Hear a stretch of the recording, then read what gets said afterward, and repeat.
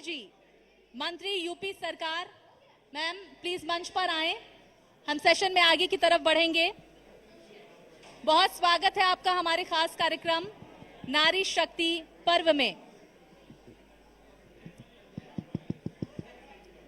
रजनी तिवारी जी, मैं मंच पर आमंत्रित करना चाहूंगी आपको। बहुत स्वागत है मैम आपका हमारे इस पर्व में।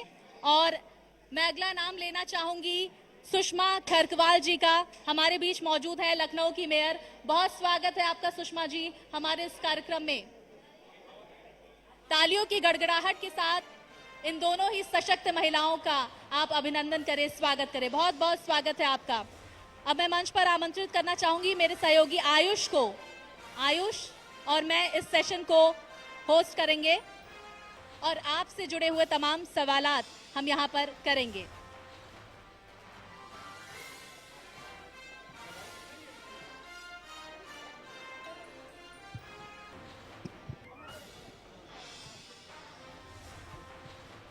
तो धन्यवाद स्वाति। और लगातार हम लोग चूंकि चर्चा कर रहे हैं, देखिए अभी बीच में मान सम्मान के बाद आप देख रहे हैं कि किस तरह से जो महिलाएं हैं उनकी भूमिका और उसके बाद उनका सम्मान इसलिए बड़ा महत्वपूर्ण हो जाता है ताकि वो महिलाएं जो अभी आप देख रहे हैं कि उस भूमिका में नहीं आ पाई हैं जहां पर उनको होना चाहिए, और इसलिए इस माध्यम से, इस मंच से हम सब उनके लिए जो मोटिवेशन है उनको एक मंच पर लाए हैं। अब इस चर्चा को थोड़ा और आगे बढ़ाते हैं। रजनी जी भी हमारे साथ हैं, खरकवाल जी भी मैम हमारे साथ मौजूद हैं। इनसे हम लोग चर्चा को थोड़ा और आगे बढ़ाएंगे। मैम सबसे पहले आपके पास आ रहा हूं, माइक ले लीजिए आप अपना। महिलाओं की आज हम लोग चर्चा कर रहे हैं। आप लोग जिस महत्वपूर्ण पद पर हैं, आप जिस भूमिका में हैं, अगर उसको हम लोग देखें तो आज की स्थिति में महिलाओं को आप कैसे देखती हैं? पहले से तो बहुत बेहतर है महिलाओं की स्थिति। आदिकाल से लेकर के अब तक महिलाओं की स्थिति में बहुत उतार चढ़ाव आते गए, लेकिन धन्यवाद देना चाहूँगी मोदी जी को कि मोदी जी ने महिलाओं के लिए बहुत सारी योजनाएं बनाई, नीतियां बनाई, जिसके कारण महिलाओं की स्थिति में बहुत सुधार हुआ। और आज तो महिलाओं की स्थिति बहुत बेहतर हो रही है। एक अच्छी कानून व्यवस्था उनको दी जा रही है। एक उत्तर प्रदेश में बहुत अच्छी कानून व्यवस्था है जिसके कारण से महिलाएं जो भी चाहती हैं वो कर सकती हैं। तो उत्तर प्रदेश और पूरे देश में महिलाओं की स्थिति में बहुत सुधार हुए हैं और उनकी स्थिति बहुत अच्छी हो रही है। मैम आप भी अपना माइक ले लीजिए, आपसे भी मेरा सवाल रहेगा। आप लोग जिस भूमिका में हैं उस भूमिका को निभाते हुए, और महिलाओं की जब हम लोग सशक्तिकरण की बात करते हैं, मौजूदा वक्त में आप लोग महिलाओं की भूमिका को कैसे देखते हैं? कैसे देखते हैं महिलाओं की भूमिका को आज के वक्त में? महिलाएं तो मजबूत हैं और सबसे पहले तो मैं इंडिया न्यूज़ का आभार व्यक्त करती हूँ जिन्होंने नारी शक्ति वंदन यानी नारियों का वंदन अभिनंदन किया है। और दूसरी, इतना दबाव डाला है, सुनिए, इतना दबाव डाला है कि हमें फीवर भी है, तबीयत भी खराब है, लेकिन हमको आना पड़ा। अब आप ये बताइए, दबाव में पुरुष है या महिला है? आप बताइए, अब जवाब दीजिए। महिलाओं को कौन दबा सकता है? महिलाओं को तो कोई नहीं दबा सकता। देखिए, महिलाएं इतनी सशक्त हैं कि बीमार होने के बावजूद भी यहाँ पे आई हैं, तो महिलाएं तो बहुत सशक्त दिखाई दे रही हैं। अगर पुरुष होते तो घर पे आराम करने लग जाते शायद, और महिलाएं ऐसी स्थिति में भी इस मंच पे यहाँ पे आई हैं।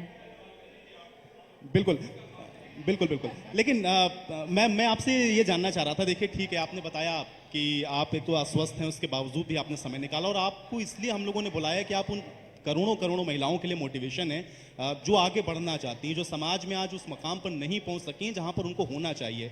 आपके बारे में मैं जानना चाहूंगा कि कैसे आपका अभी तक का ये जो सफर है वो रहा है, उसमें आप अपनी भूमिका कैसे देखती? मैं शुरू से ही महिलाओं पे काफ़ी काम किया है। मैं तो कारा केंद्रीय दत्तक ग्रहण प्राधिकरण सरकार, भारत सरकार में भी रही हूँ, और नगर निगम में आते ही 33% आरक्षण था, महिलाएं आती थी। बहुत सारी हमारी पार्षद ऐसी है जो हाउस वाइफ थी, वो आती तो थी, बोलती नहीं थी।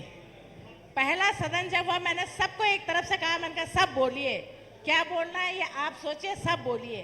तो पहले सदन में तो महिलाओं ने कुछ नहीं कहा, चुपचाप बैठ गई, एक दो खड़ी हुई। लेकिन जब दूसरा सदन किया मैंने, तो बड़ा बड़ा लंबा लंबा पर्चा लिख करके लाई महिलाएं, फिर उनको चुप कराना मुश्किल हो गया कि आप बैठिए, अब आगे का नंबर है। तो ये है महिलाएं, अगर उनको आप समय देंगे तो एकदम आगे बढ़ चढ़ के काम करेंगे। अवसर देने की आवश्यकता। मैम आप भी अपना माइक ले लीजिए। और आपसे भी मैं ये जानना चाह रहा हूँ, क्योंकि आज हम लोग महिलाओं की बात कर रहे हैं, आप अपनी भूमिका को थोड़ा बताते हुए जरा ये बताएं, आज जिस आधी आबादी का हम लोग जिक्र कर रहे हैं कि उनकी भूमिका समाज में कैसी होनी चाहिए, वो कितना सशक्त हो पाई हैं, आज की महिलाओं को आप कैसे देखते हैं?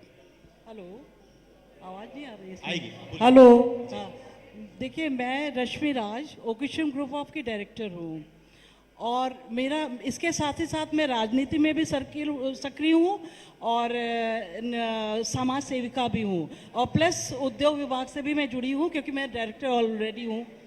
और मेरी जो कंपनी है ओइको स्ट्रीम, उसमें 5 वेंचर्स पे काम हो रहा है, जैसे कि हेल्थ केयर है, सोलर है, फाइनेंस सॉल्यूशन है, मैग्नी मॉल है और रियल्टर्स है।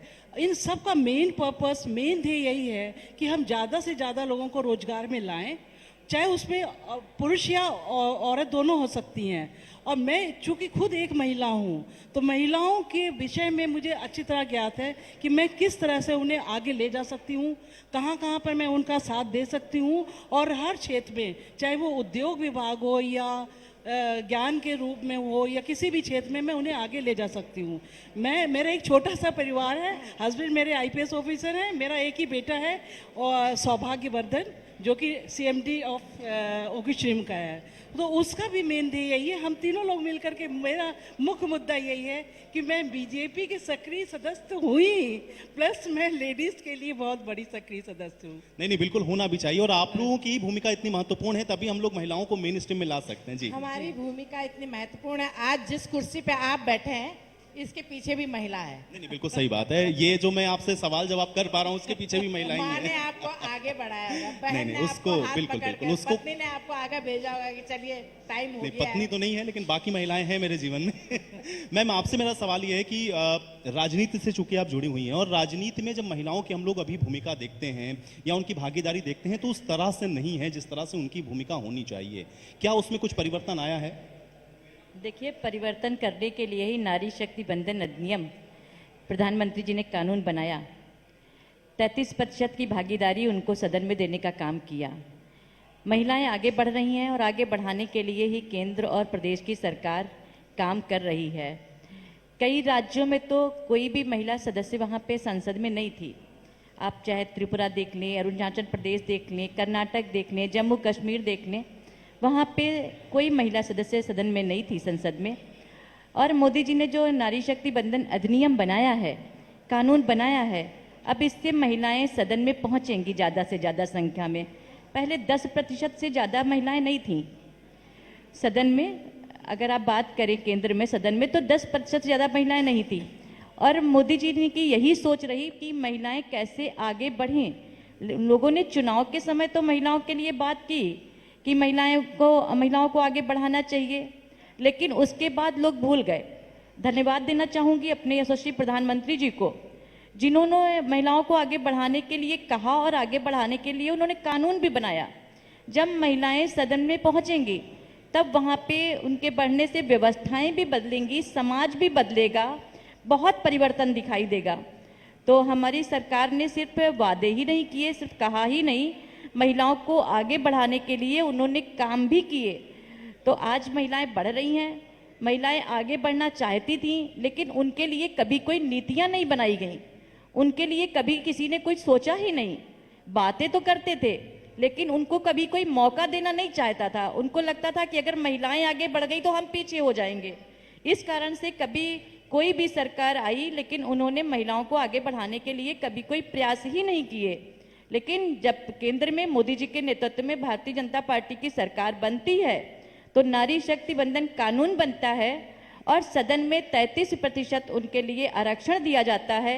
और महिलाएं जब वहां पे पहुंचेंगी तो महिलाओं के लिए ज़्यादा से ज़्यादा नीतियां बनेंगी, योजनाएं बनेंगी और महिलाएं जो सोचती हैं, जो करती आई हैं, उसको करके दिखाने का उनको एक मौका मिलेगा। बिल्कुल।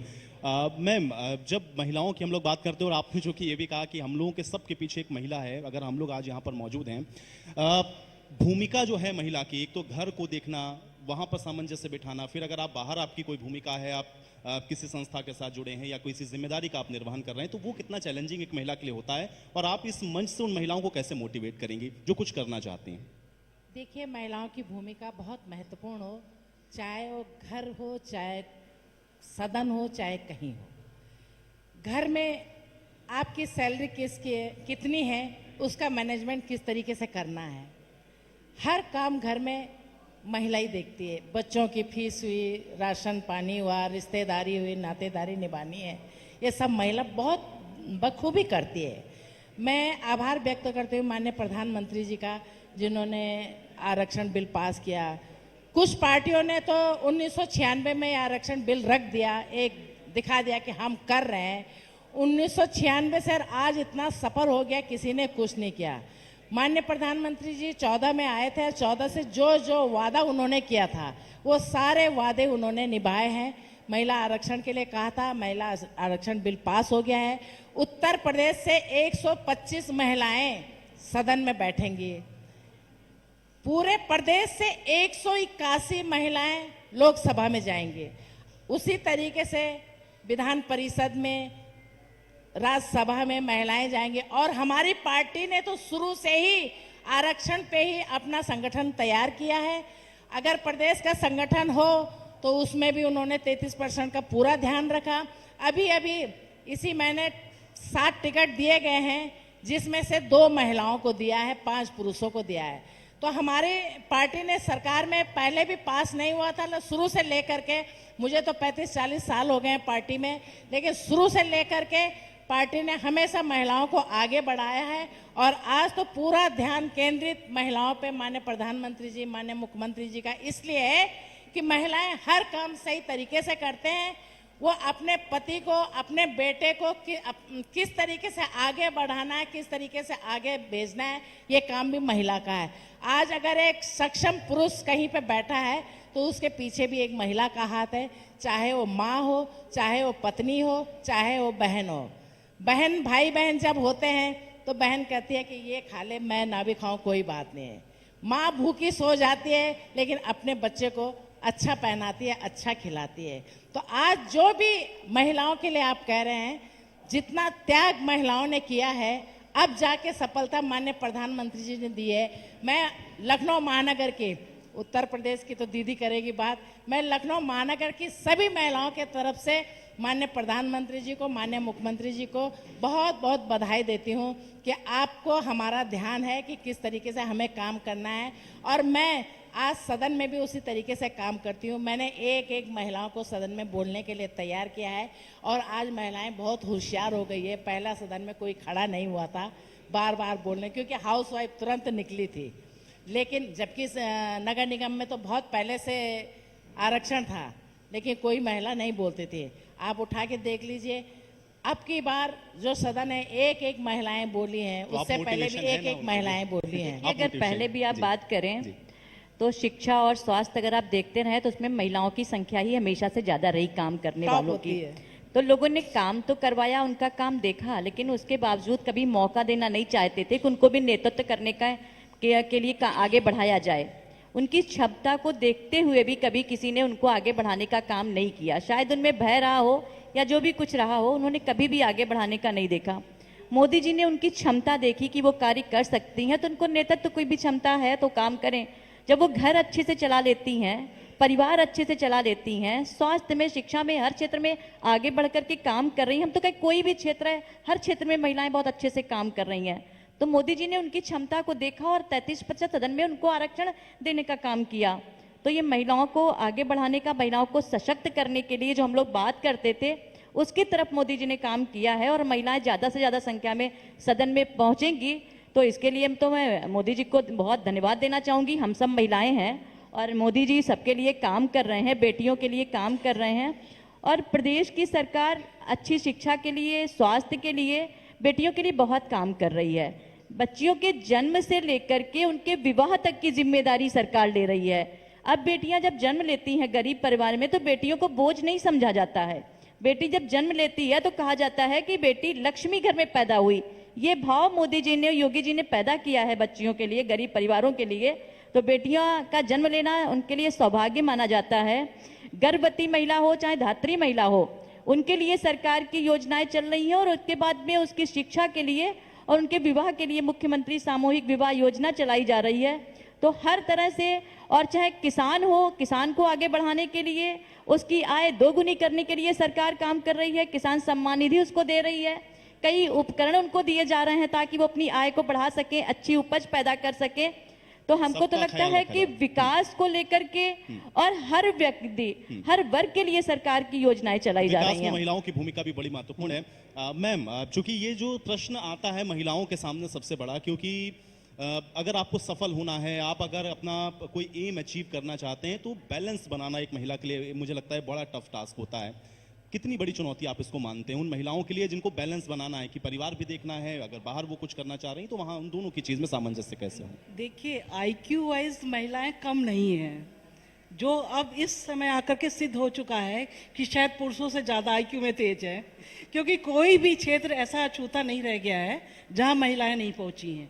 जमीन से लेकर आसमान तक देखिए, pilot officer, rail driver, auto driver, मतलब कहीं भी, पुलिस, हर क्षेत्र में है। पहले ये था कि डॉक्टर और ज़्यादातर एजुकेशन में जाती थी लेडीज़, लेकिन अब हर क्षेत्र में जाने लगी हैं। अब ये कहने के लिए मेरे साथ जो है, मुझे तो बहुत अच्छा लगता है, मुझे एडमिनिस्ट्रेशन भी बहुत पसंद है, मेरा घर का एडमिनिस्ट्रेशन भी बहुत अच्छा रहता है और ऑफिस का भी बहुत अच्छा रहता है। तो ये डिपेंड करता है कि आप में कितना हुनर है, आप कितना कर सकते हो, कैसे कर सकते हो। रही सवाल जो मतलब लेडीज़ का, इस जमाने में लेडीज़ क्यों तेज हो गई हैं? पहले उन्हें एजुकेशन नहीं था, आईक्यू वाइज वो कम नहीं थी, एजुकेशन नहीं मिला था, जिससे उन्हें झेप थी, वो घर से बाहर निकलना नहीं चाहती थी, उनको घूंघट में रखा जाता था। लेकिन धीरे धीरे जब उन्हें एजुकेशन दिया जाने लगा, वो समझ चुकी कि नहीं, मैं भी कुछ कर सकती हूँ, मैं अपने खुद अर्न कर सकती हूँ, जिससे अपने परिवार का पालन पोषण कर सकती हूँ। तो जब उन्हें ये समझ में आ गया तो वो अपने आप आगे निकल गई। और कुछ हमारे यशस्वी प्रधानमंत्री और योगी जी ने भी साथ दिया, जैसे आप लखपति दीदी का योजना ले आए, रानी लक्ष्मीबाई की योजना आई, उससे भी सबको ज़्यादा से ज़्यादा जो है वो श्रेय मिला कि वो आगे बढ़ने के लिए उन्होंने काम किया। रजनी जी, मैं एक चीज़ और आपसे जानना चाह रहा हूँ कि भविष्य की योजनाओं में अगर आप देखें, क्योंकि अभी आपने बहुत सारी चीज़ें बताई कि चाहे माननीय प्रधानमंत्री जी ने कुछ महत्वपूर्ण घोषणाएं की हों, या उत्तर प्रदेश के अंदर योगी आदित्यनाथ जी को हम लोग देखें, लेकिन चूंकि आप खुद एक महिला हैं, आप खुद एक सक्षम पद पर हैं जहां से आप महिलाओं की भूमिका को और सशक्त कर सकती हैं, तो उस दिशा में आप लोगों ने क्या प्रयास किया है, या आपने क्या प्रयास किया है, और अभी भविष्य में आप महिलाओं को कैसे सशक्त होते हुए देखना चाहती हैं, उसकी योजना क्या है? देखिए, हम लोगों ने शिक्षा व्यवस्था को बेहतर करने का काम किया।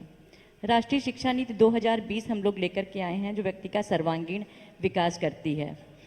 दुनिया किस तरह की है, दुनिया में किस तरह के बदलाव आए हैं और आज किस तरीके की आवश्यकता है, वैसा बनाने के लिए हम लोग शिक्षा नीति लेकर के आए हैं, जो बच्चे में हुनर पैदा करती है, जो देखती है बच्चे में क्या काबिलियत है, उसको बढ़ाने का काम करती है। शिक्षा रोजगार दे, ऐसी शिक्षा देने का हम लोग काम कर रहे हैं। नकल विहीन हम लोगों ने शिक्षा देने का काम किया। आपको ध्यान होगा, कुछ समय पहले तो शिक्षा को जोड़ दिया गया था कि हम नकल करवाएंगे और वोट दें। एक ऐसा भी समय आया, तो ये हम लोगों के लिए बहुत ही दुखद रहा कि हम लोग ऐसा भी समय देख चुके हैं कि नकल देने के साथ हम जोड़ रहे थे कि हम वोट चाहिए और हम आपको नकल देंगे।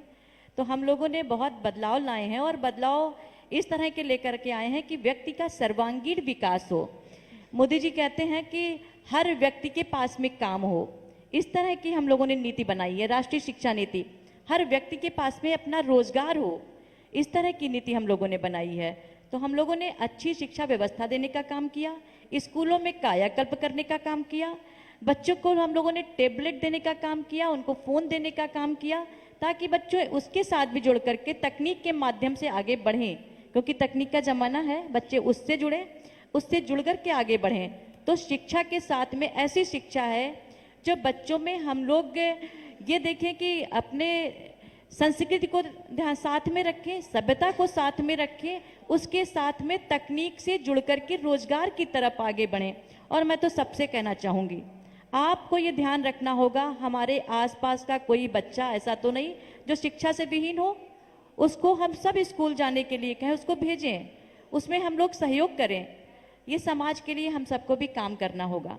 ऐसी तो नहीं है कि कोई बेटी हमारी जो है उसको हम एक आयु से पहले ही उसका विवाह हो रहा है, उसका भी हम लोगों को ध्यान रखना होगा, उसका कहाँ विवाह किया जा रहा है, तो इस चीज़ पे भी हम लोगों को ध्यान देना होगा। तो हम लोग अपने साथ साथ अपने घर परिवार के साथ में अगर समाज को बदलना चाहते हैं तो हम छोटे बच्चों का, बच्चियों का हम लोग खुद भी ध्यान रखेंगे, तभी हमारा समाज बदलेगा, तभी हमारा देश बदलेगा और हमारा देश विश्व गुरु बनने की तरफ आगे बढ़ेगा। बिल्कुल, आपने जो कलेक्टिव रिस्पॉन्सिबिलिटी की बात की, मुझे लगता है यही सबसे महत्वपूर्ण है। जो सब लोग एक साथ आएंगे तभी मुझे लगता है कि सबको जो अधिकार उनके हैं वो सही तरीके से मिल पाएंगे। बहुत शुक्रिया आप तीनों लोगों का हमारे साथ शामिल होने के लिए और अपनी इस महत्वपूर्ण जो बातें हैं, जो आपकी जर्नी रही है, उसको हमारे दर्शकों तक पहुंचाने के लिए।